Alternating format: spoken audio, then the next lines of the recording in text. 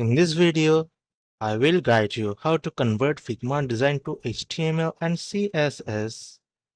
Open Figma and load your design.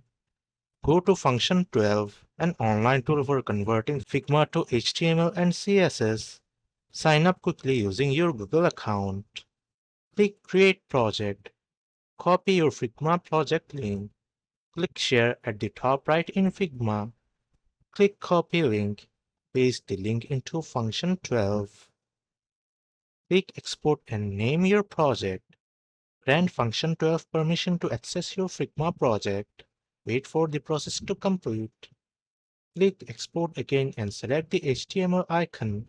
Download the exported project. Extract the downloaded archive.